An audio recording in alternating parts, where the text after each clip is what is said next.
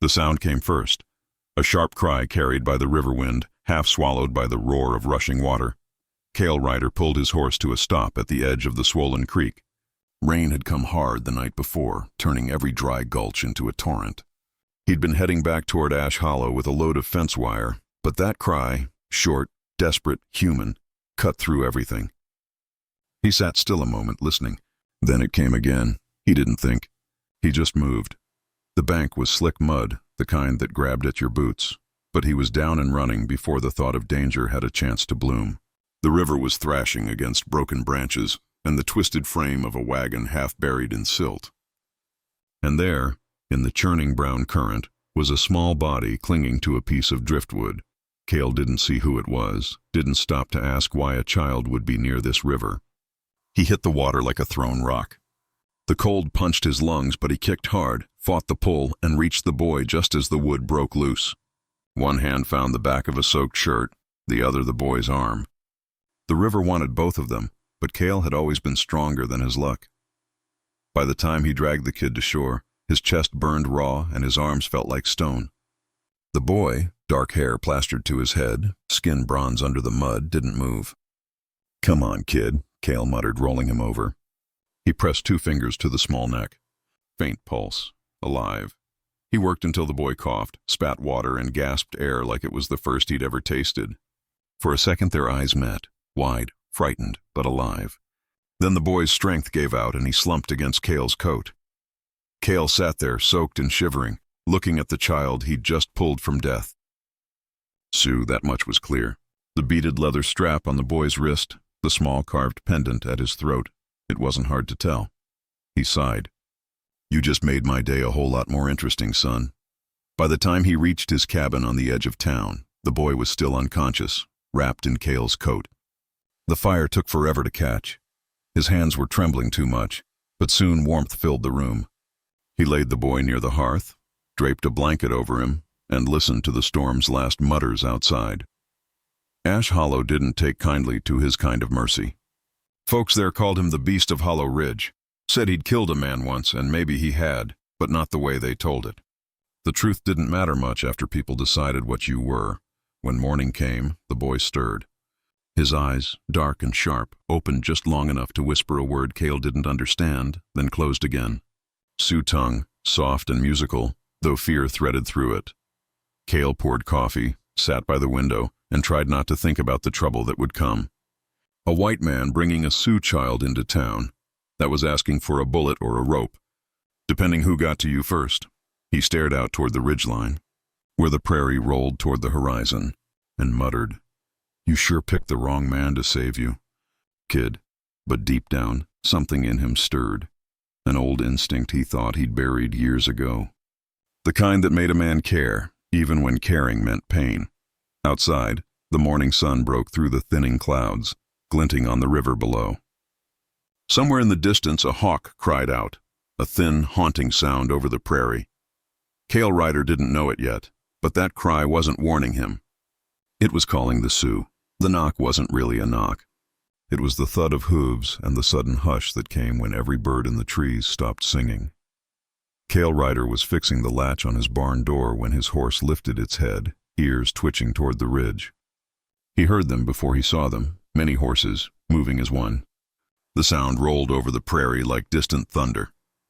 He stepped out, wiping his hands on his shirt. A dust cloud shimmered above the rise. Riders. 20, maybe more.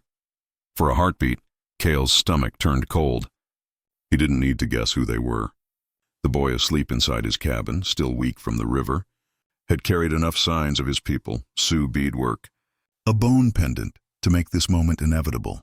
"Reckon they found you." "Kid," he muttered, glancing toward the cabin. He thought about hiding, or at least keeping his rifle close, but something in him refused. He'd done nothing wrong, so he waited, boots planted, hat in hand, as the riders crested the ridge.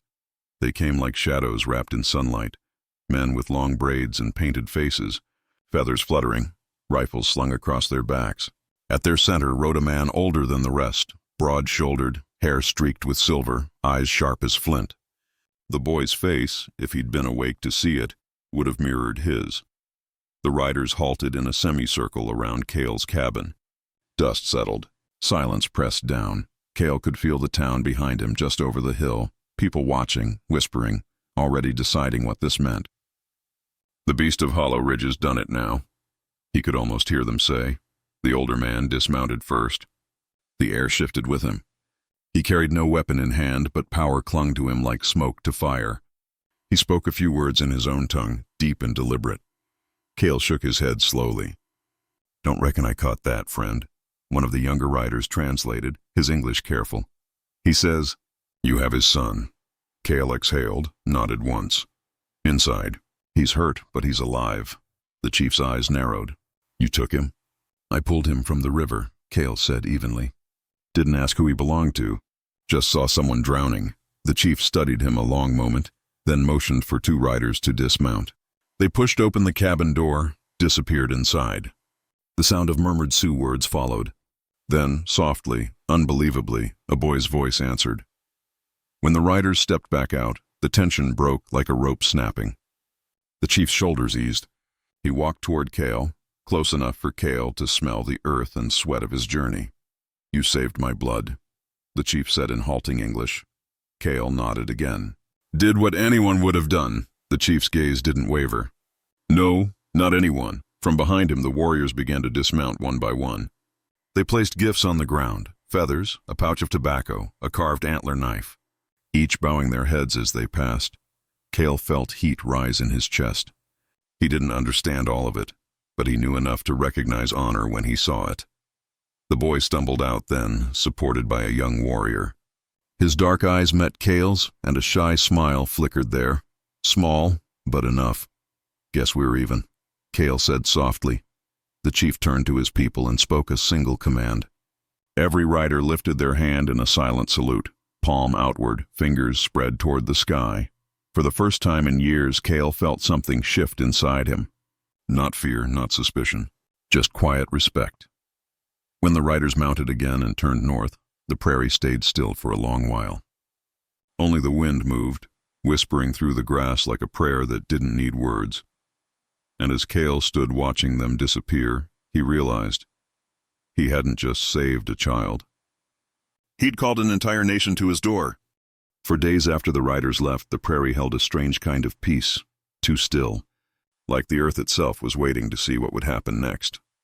Cale Rider went about his chores as he always did, patching fence, hauling water, feeding the horse, but there was a hum under everything, like a song just out of hearing. He'd never been one to talk much, not even to himself, but that silence now seemed alive, filled with questions he couldn't quite shake. Sometimes he'd catch himself glancing toward the ridge, half expecting to see a column of dust where the Sioux had ridden away. They hadn't said they'd come back. They hadn't said they wouldn't, and Cale wasn't sure which outcome scared him more. The boy, Nalin, that was his name, had healed fast. Too fast, maybe. By the third morning, he was walking around the cabin, curious about every tool, every nail, every horse hoof print in the mud. He spoke little English, but his eyes said plenty. Cale noticed how the boy stood tall, chin up like his father, and how he watched every movement Cale made with quiet study. "Careful with that," Cale said as Nalin picked up a hammer nearly half his size. "A man who doesn't respect his tools ends up missing a thumb." The boy blinked, then smiled faintly, one of those small smiles that slip out before pride can stop it. Cale chuckled under his breath. "Guess you understood that part." Each day the boy grew braver.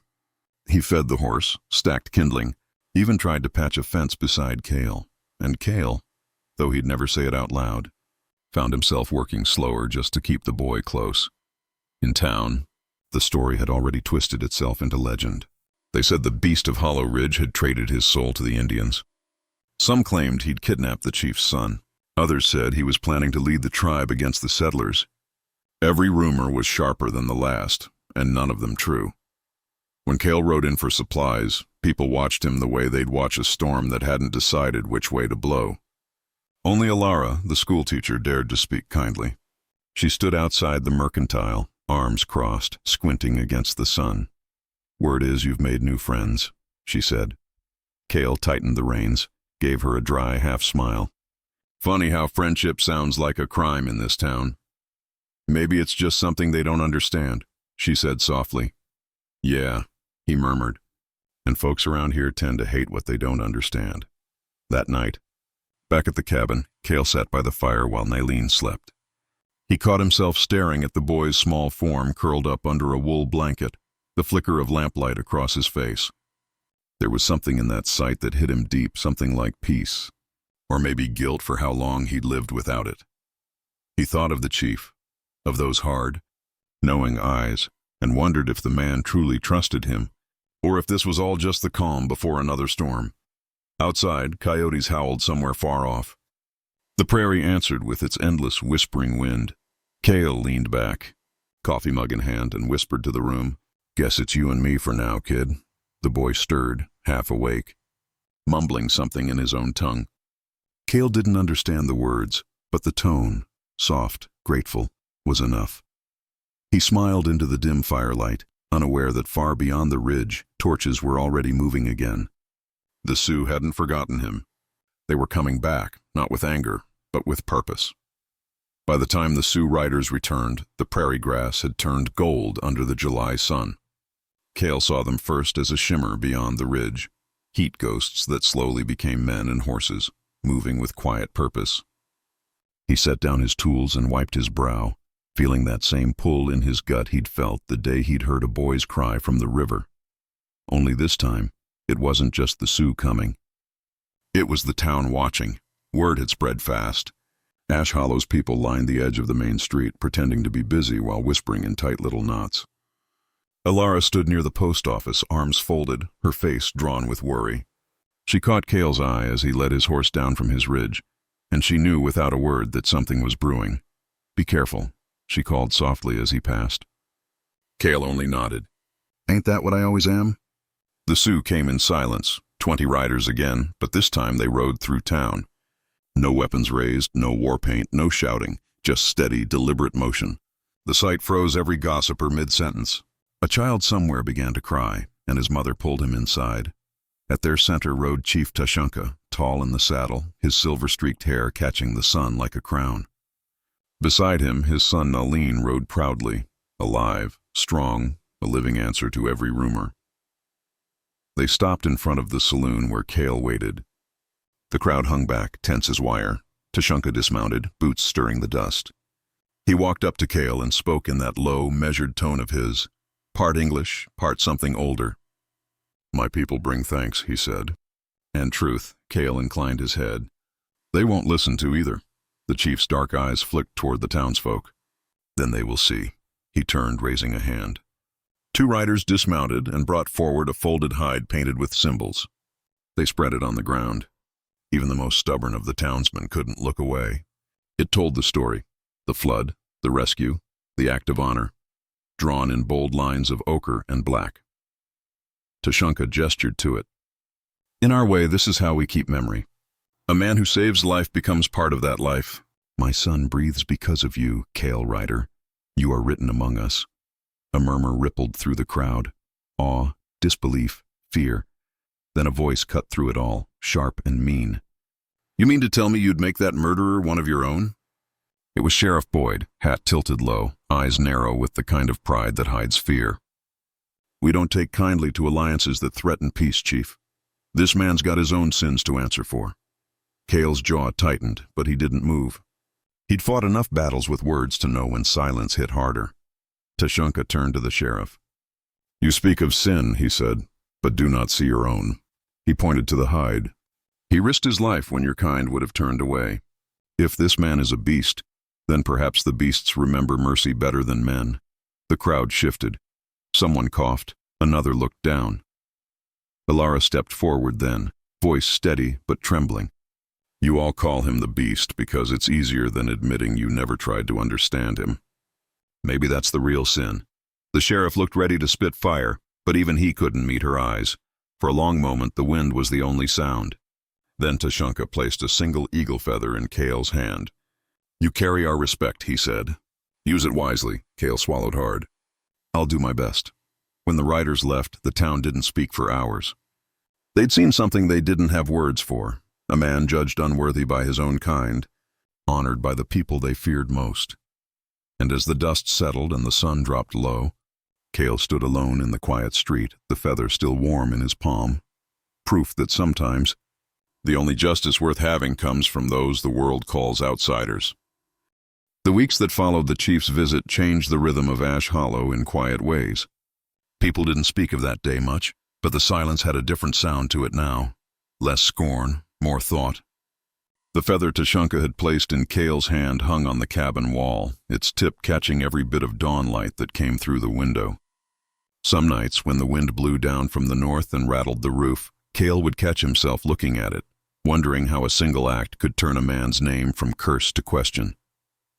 He still kept to himself mostly. That was his nature. But every so often, when he rode into town, folks no longer crossed the street. Some even nodded.